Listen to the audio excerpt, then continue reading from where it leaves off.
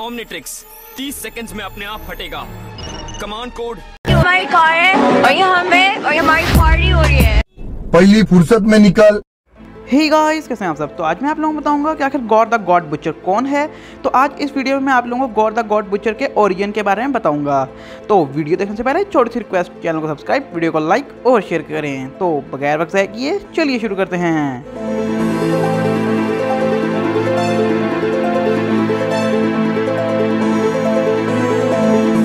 3000 साल पहले एक प्लेनेट जिसका कोई नाम ना था, वहाँ पे गौर पैदा हुआ था।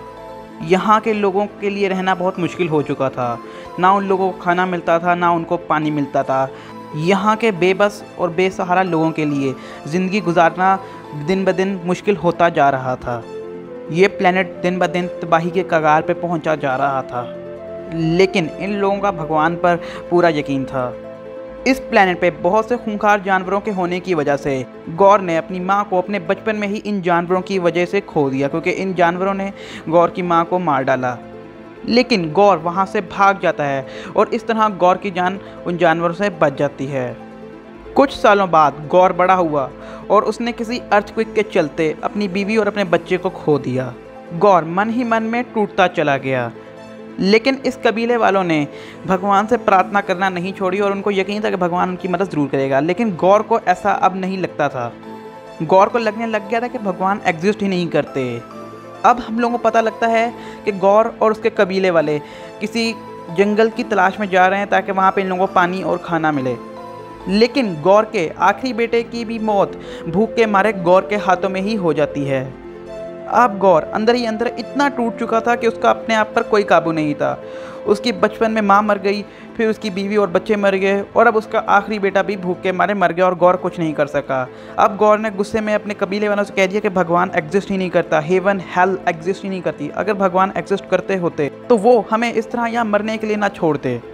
और गौर ने भी अपने कबीले वालों से कह दिया कि भगवान एग्जिस्ट नहीं करते। लेकिन गौर के कबीले वालों ने गौर की इस बात पे उसको पत्थर मारना शुरू किया और उसको अपने कबीले से बाहर निकाल दिया और उसको वहीं ज़मीन पर पड़ा रहने दिया। और वहाँ के बड़ों ने ये भी कह दिया कि गौर को हाथ लगाना भी पाप है। अब हम लोग आगे देख सकते हैं कि गौर भूख के मारे, प्यास के मारे और थका हुआ है और वो यहाँ पे चलता हुआ जा रहा है बस ऐसे ही, और दिल ही दिल में कहता है कि हेवन और हेल एग्जिस्ट नहीं करते। गॉड अगर एग्जिस्ट करते होते तो वो हम लोगों को ऐसा ना छोड़ते।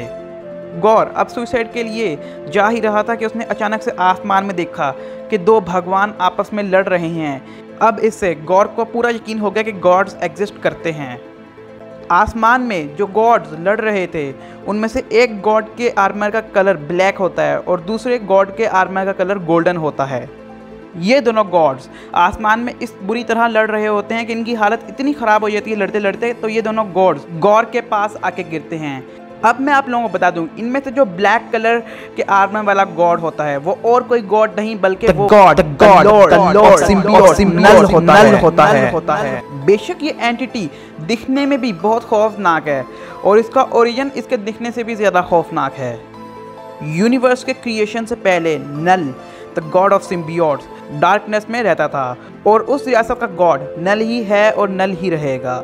नल वहाँ पे अकेला रह रहा था तो अचानक से एक रोशनी आई और इस रोशनी को लाइट ऑफ क्रिएशन कहा जाता है।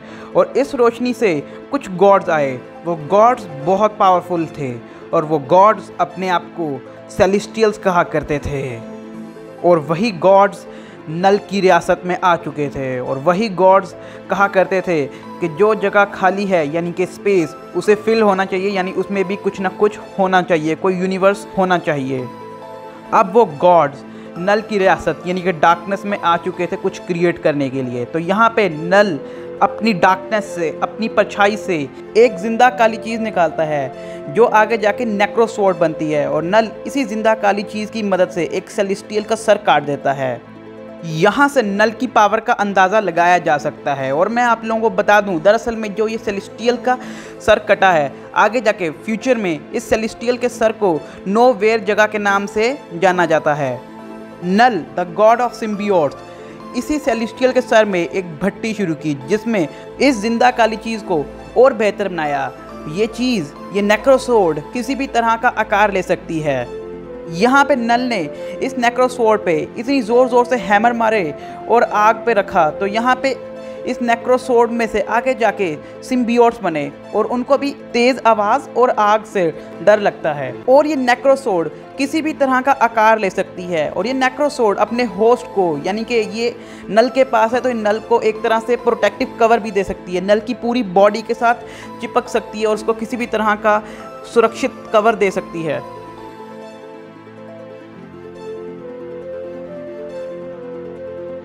तो इन गॉड में से जो नल है वो डीप स्लीप में जा चुका है और जो गोल्डन आर्मर्ड गॉड है वो इतना थक चुका है और इतना घायल है कि उसने गौर से कहा मेरी मदद करो, हेल्प प्लीज़ हेल्प।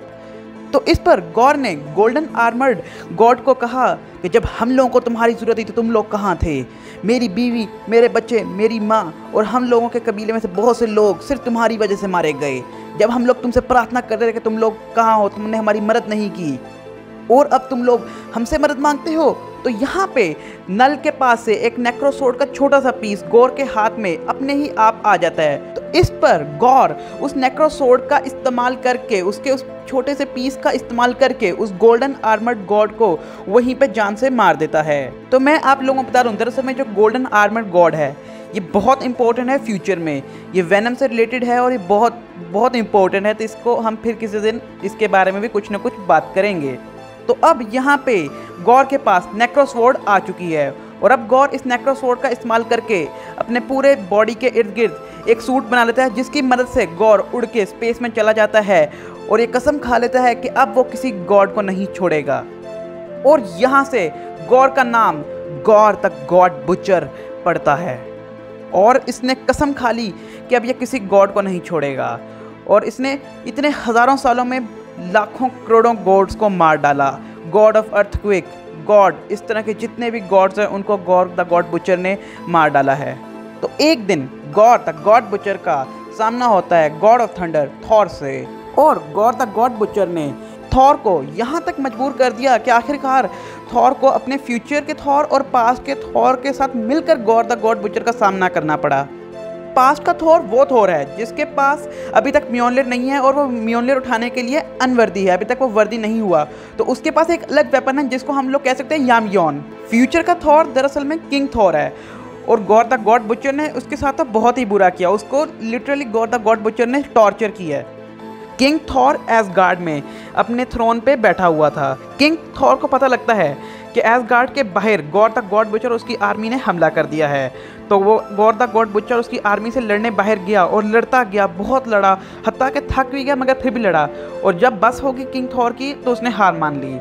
फिर गॉर द गॉड बुचर और उसकी आर्मी ने किंग थॉर को बहुत मारा लेकिन जान से ना मारा। Gore the God butcher king Thor को वापस उसके थ्रोन पे बिठा के चला आया और फिर अगली सुबह फिर उसे लड़ने आ गया और ये सिलसिला ऐसे ही जारी रहा। गॉर द गॉड बुचर को हराने के लिए जब ये तीनों थॉर एक साथ हुए, यानी कि प्रेजेंट का थॉर, पास्ट का थॉर और फ्यूचर का थॉर साथ मिलके भी गॉर द गॉड बुचर को ना हरा पाए। इन लोगों ने जैसे तैसे गॉर द गॉड बुचर को सन में धकेला मगर गॉर द गॉड बुचर की डार्कनेस ने पूरे के पूरे सन को ही ब्लैक कर दिया।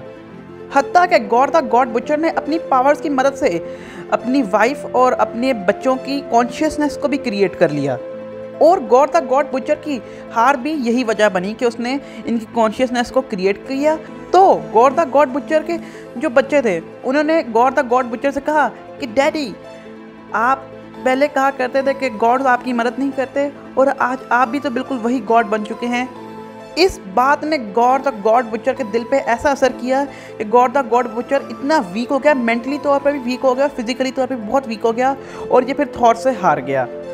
ये लोग लड़ाई में फिर भी गॉर द गॉड बुचर को जान से नहीं मार पाए, बस किसी तरीके से उसकी मेमोरी को इन लोगों ने ख़त्म कर दिया। और फिर इन लोगों ने गॉर द गॉड बुचर को एक ऐसे प्रिजन में रखा जहाँ पे गॉर द गॉड बुचर को सारी सहूलियात भी प्रोवाइड करके दी ताकि गॉर द गॉड बुचर अब किसी गॉड से नफरत ना करे।